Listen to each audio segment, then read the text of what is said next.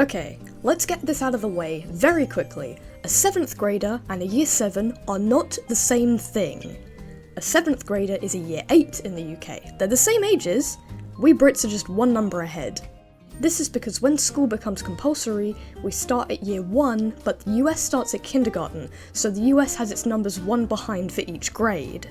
What I find weird is how what I consider kindergarten stuff wasn't present in our year 1. That's what our equivalent of pre-K was. Also, our pre-K is called reception. So does the UK start teaching kids properly a year early? I don't know. Probably not. Neither pre-K or reception are actually mandatory, but I don't think I've met anyone who hasn't been through reception. I can't speak for the Americans though. I mean, you guys tell me, you're the majority of my audience, that's why I'm making this, I want to tell you things. Preschool, sometimes called nursery, but it's really not, also exists for before reception ages, which is like 1 year of pre-K. Oh right, this bit's important. Most kids start reception at 4 and turn 5 during the year, so there's that. Yeah, most of the pre-K age is done. So what do we have so far? Insert this beautiful, beautiful table. Yay! Geez, I have a lot more yapping to do. The UK has 4 of what we call key stages that set out the level of education the kids within them get. I don't know why we call them that or why they really exist, but you know, that's not my problem, that's not what we're here for.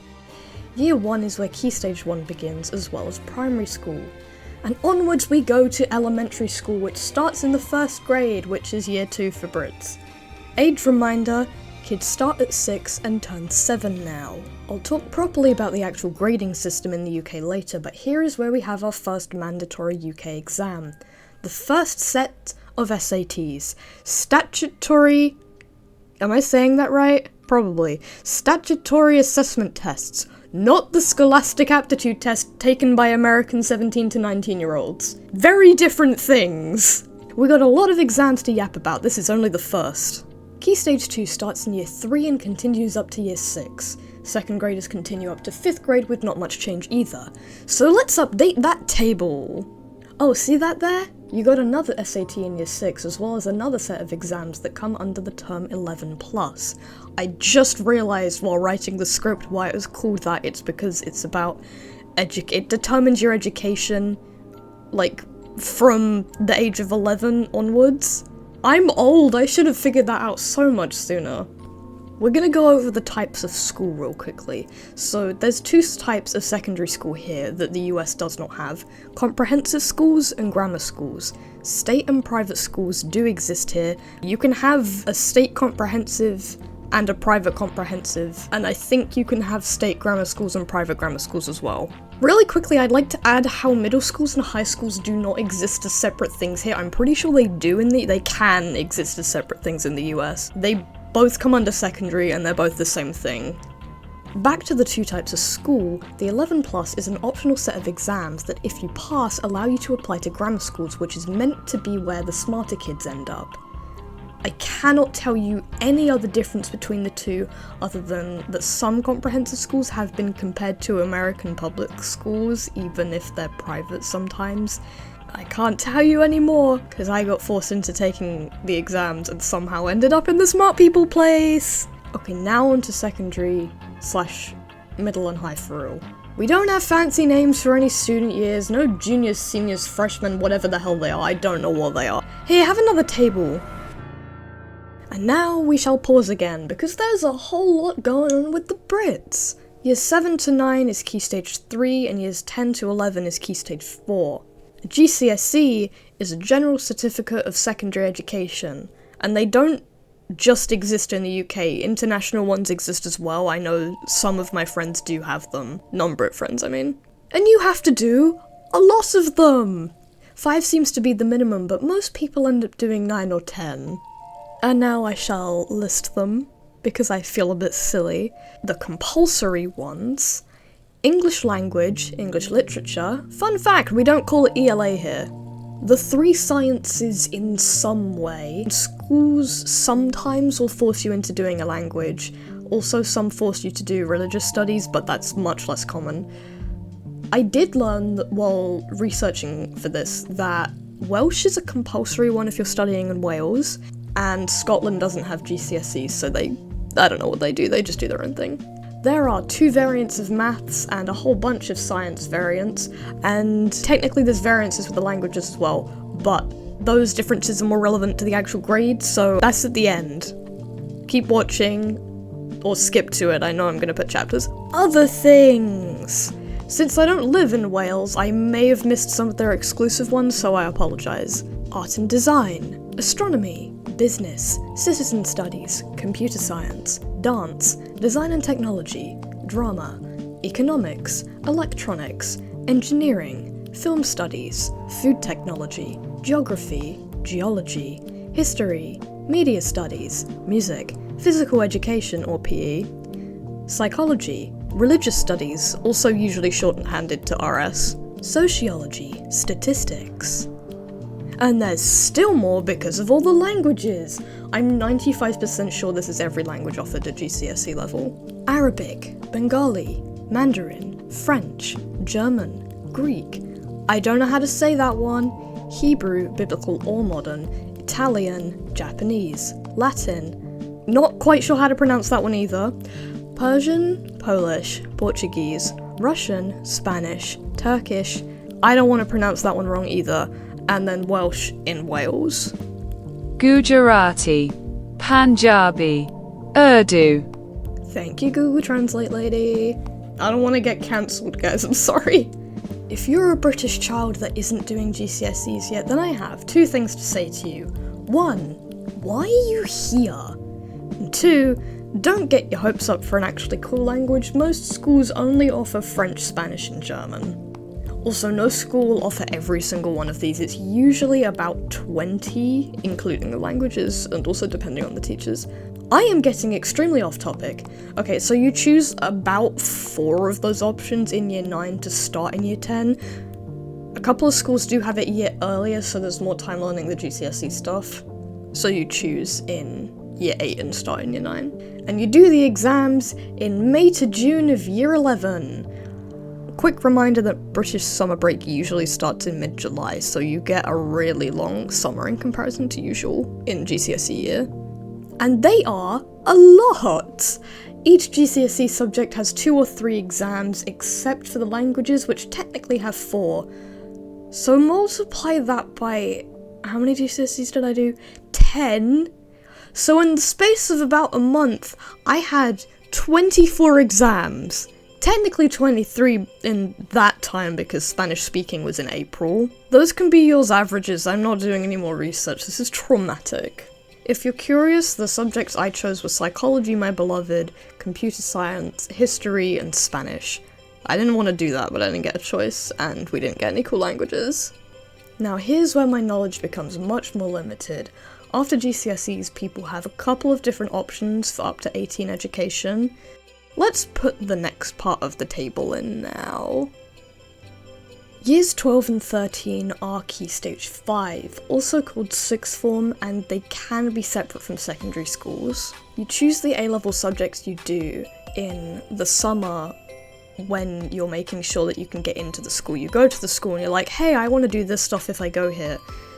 And then you start actually doing the subjects in year 12. You usually do 3, some people do 4, you can also do bonus stuff and things, but there's a whole bunch of them and I don't care. And these can be whatever you want. Maths and English are no longer required. You may need to take them for the university course that you want to do, but we're going to ignore that. So yes, I mean it when I say I don't have maths or English classes anymore. I don't have to do that. I don't have to waste my time doing stuff I hate.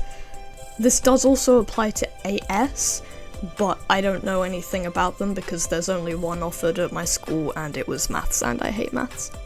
Since you're doing way less subjects, you've got way less exams to do in May and June. AS has significantly less exams because there's only about 7 months of content, so you can't really produce much to ask about. And with my 3 A-levels, I will only be sitting 8 exams in a month instead of 24! Yippee! And of course, after A-levels, the next education-y thing you go off to do is university. Main education-y thing, there's still other options, of course. But I can't compare that to the American ones, because I don't know anything about either of them! Also, it would heavily depend on courses. Now onto the grading. Ooh. I'm gonna make this significantly more about the UK side because the way the two work is extremely different, and like I said before, the majority of you guys are in America, so I don't need to explain your own system to you. Until you get to AS/A levels, we don't use the letter grading system for some reason. I do not know why, because we did use it before. The SATs and the 11 plus are just a percentage. You can't technically fail SATs, it's just so the school knows where you're at with your knowledge. I don't remember, nor do I care, because I haven't been 11 for a really long time. I think the first set of SATs is so your school can help you and so the government knows whatever. I don't know.